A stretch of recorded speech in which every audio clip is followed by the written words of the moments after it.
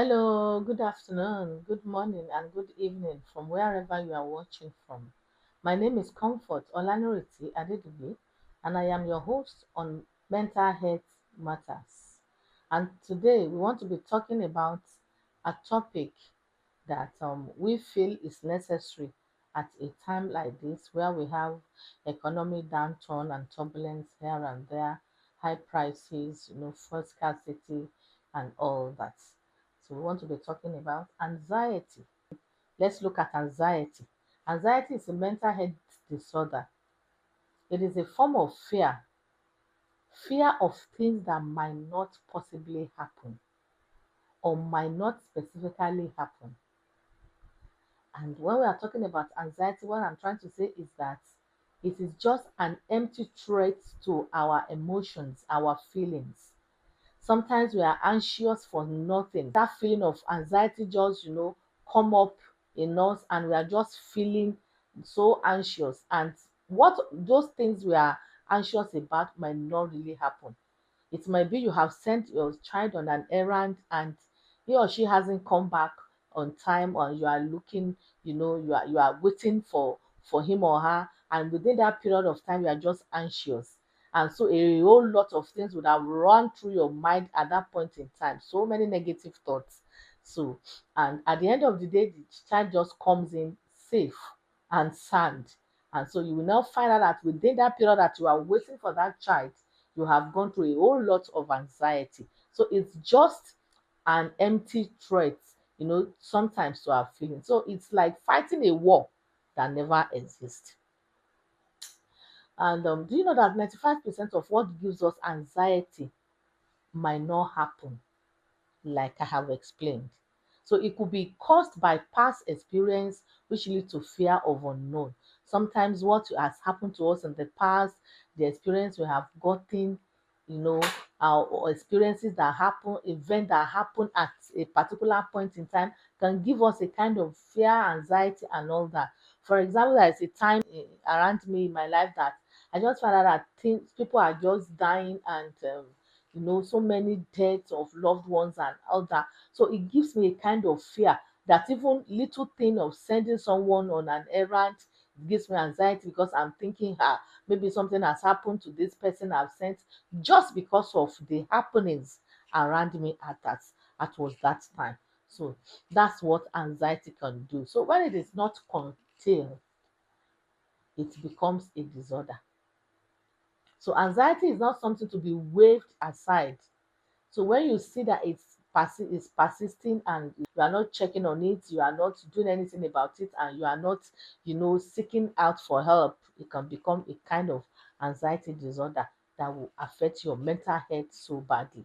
So because it has been proven that high level of anxiety is a major cause of diabetics, that has really been proven.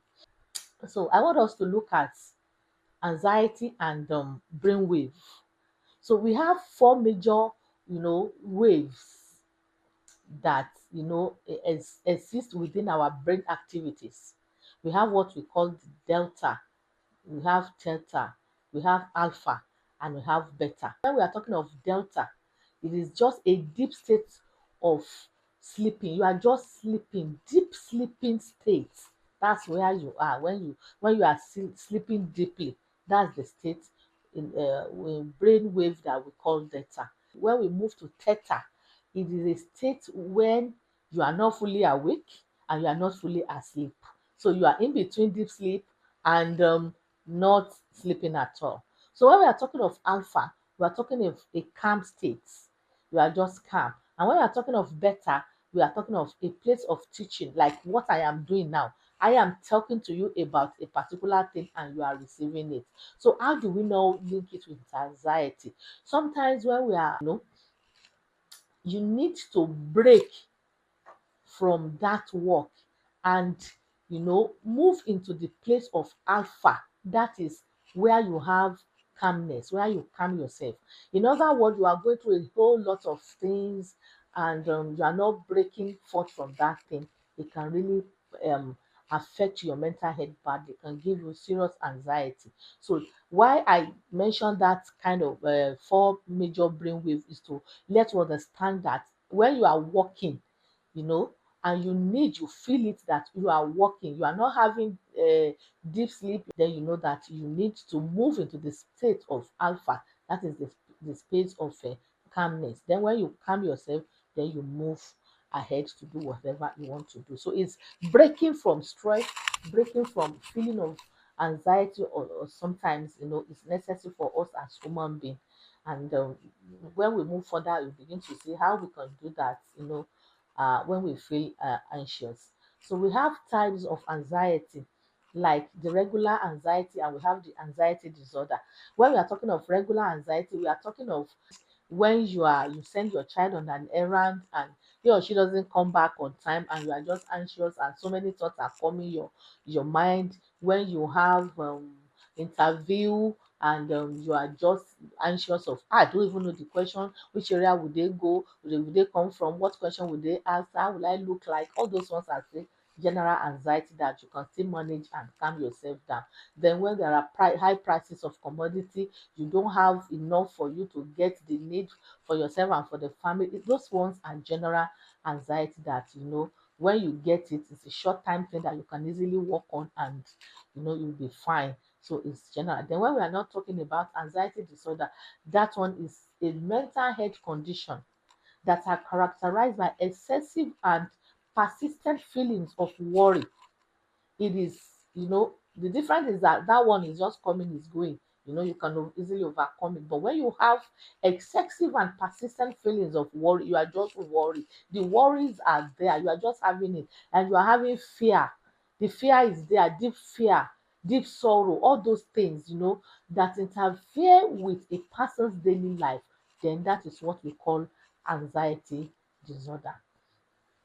Now let's look at what can be the causes of anxiety disorder.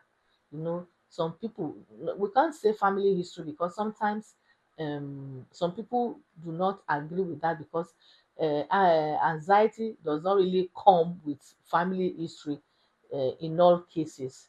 So we can look at stressful events. When you have, like I explained earlier, when you are always, you know, having to do things that are stressful, you are just moving from one activities that are stressful to the other, and you are not having a kind of a state of calmness where you can relax, unwind, rethink and all that, you know, that one can give you anxiety disorder. It is just a stressful event, and it's coming over and over and over again. Then when someone has health issues, if you are not fine, definitely it will give you anxiety. And so most of these things are mental, causes mental health. When you are not physically fit, then you have things like anxiety too, because of health issues like cancer, diabetes, high blood pressure, you know, and so on and so forth. Things like that can give us anxiety. You want to get well and you are trying, so it can give us anxiety disorder.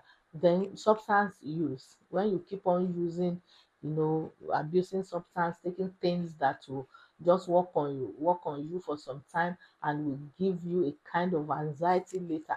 You know, some of these substance use, it's not as if people that are even addicted, some addicted to substance use, sometimes are using it, you know, to answer their emotion questions, that at a point in time they are feeling somehow, and they feel what can help them at that time is to take substance. And by while they are taking that, they get used to such substance, and so it becomes addiction.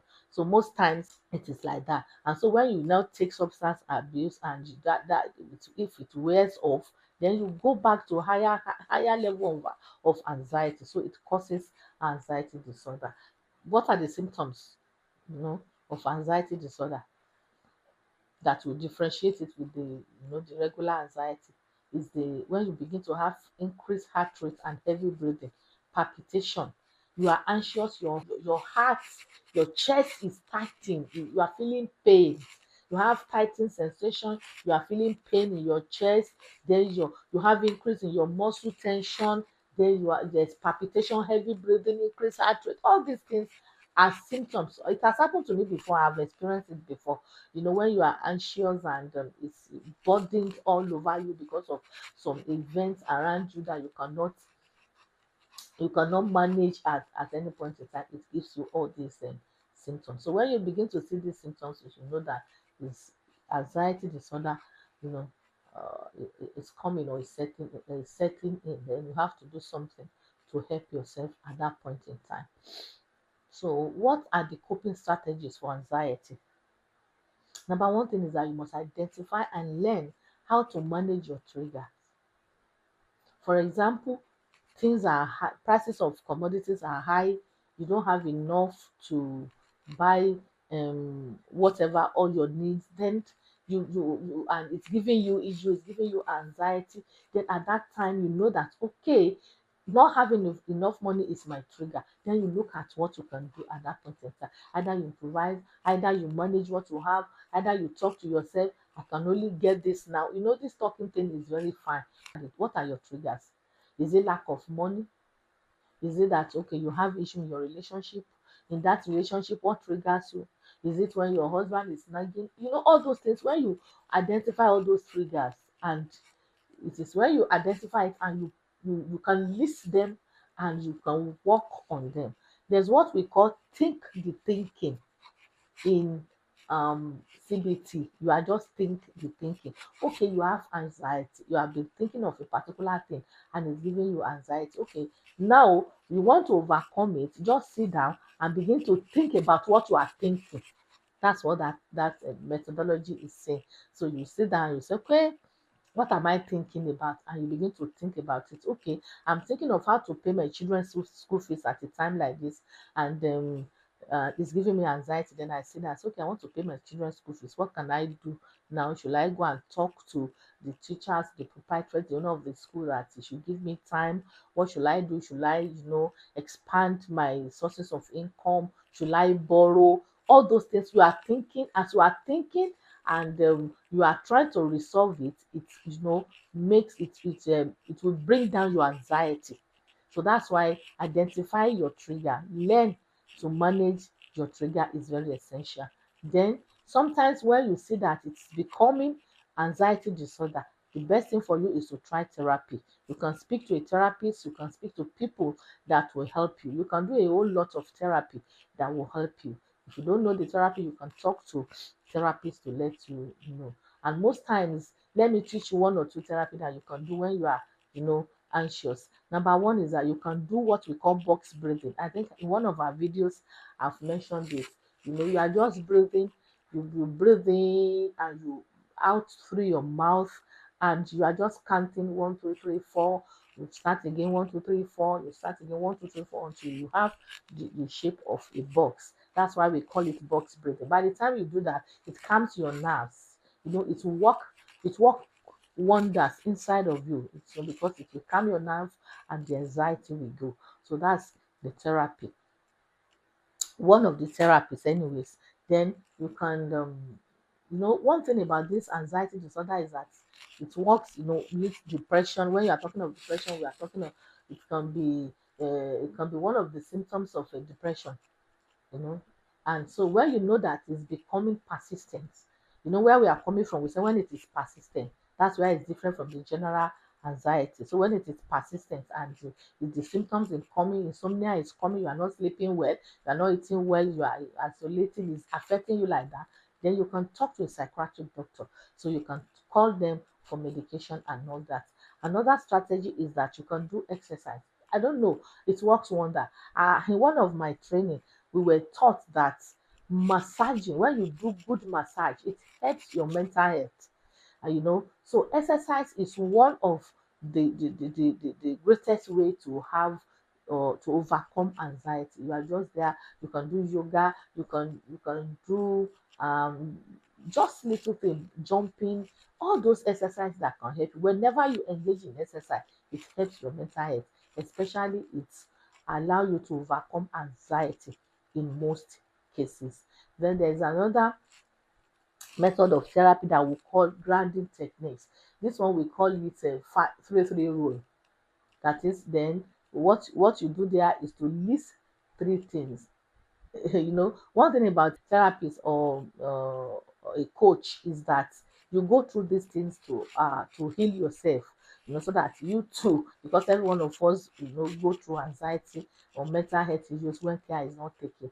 So I think in one of the occasions of our training, we were taught to do this five, our own was five rule, where you ground yourself, you take your Bible and your journal, and you begin to write five things that you can see, in your environment, and you can five things you can smell, five smelling that you put them down, five smell, then five feelings. Are you feeling sad?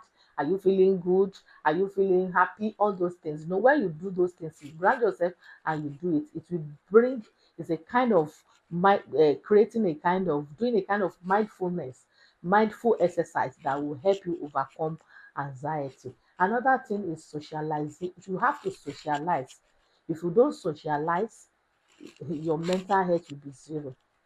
So find a way of relating with friends, with family, people you can trust, people you can talk to, gathering that you feel comfortable with people there, things you can do, not just yourself alone. Come out of your isolation and socialize. When you do that, it makes you to overcome anxiety, and that helps your mental health greatly. Then you should stay active. When you are idle, when you are not doing anything, your vacuum, your mind is empty, then a whole lot of things comes in, because either we like it or not, there is what we call, what do they call it, automatic thinking, automatic thoughts. Automatic thought is the thought that just pumping, they are just pumping in. And that's why in one of our video has told us that we have like 70,000 to 80,000 thoughts that runs through our mind within a day.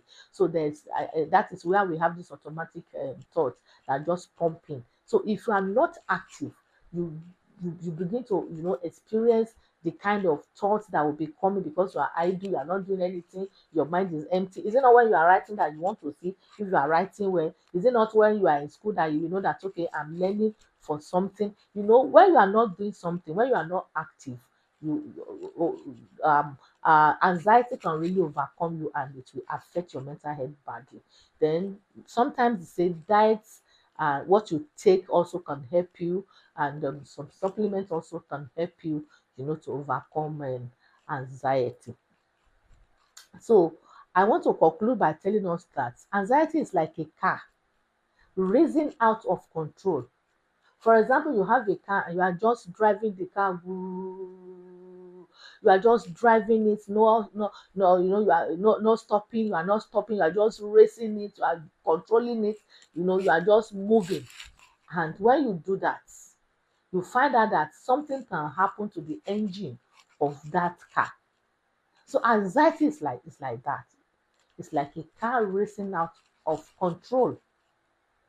But when you now begin to learn coping mechanism, then that helps you a lot. And that is like you have pressed the brake. So what are we saying? I am concluding by telling you today that anxiety is not good for us. It can affect our mental health.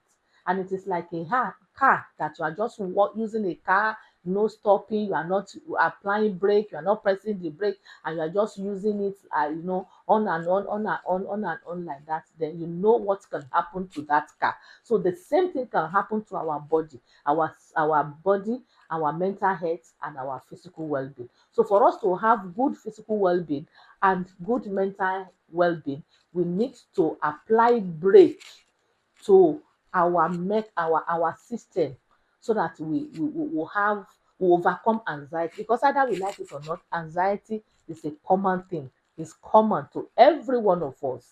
And so when you detect that it's becoming excessive, it's giving you symptoms, that it's not good for your physical well-being, then please go through what we have said concerning what you can do, the strategies, and come out of anxiety. And if you need to talk to anyone at that point in time, please you can talk to your pastor if you trust them, you can talk to your friends if you trust them.